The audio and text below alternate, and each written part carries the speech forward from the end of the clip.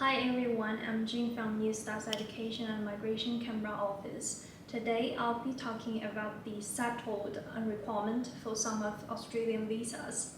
When we apply for certain types of visa, such as parent visa or remaining relative visa, there's always a requirement that the sponsor must be settled in Australia.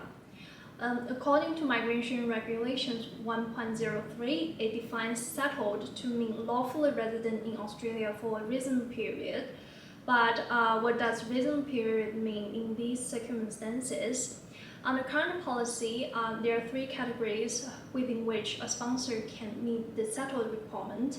So category 1, if the sponsor has been lawfully resident in Australia for 2 years as at time of visa application, this is generally considered to be a reasonable period. You can also discount short trips outside Australia for up to 4 months. We also have category 2.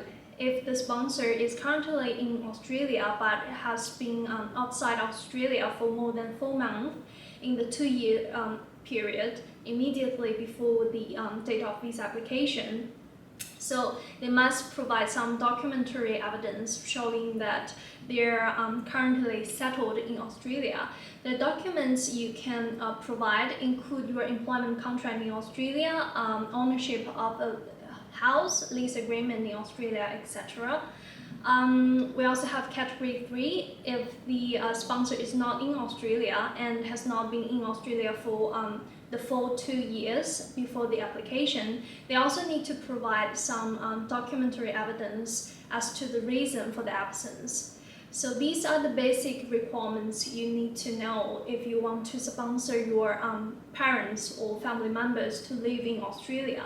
So hope today's video is helpful to you. If you have other questions, please leave us a comment or book an appointment for further consultation. Thank you for watching today.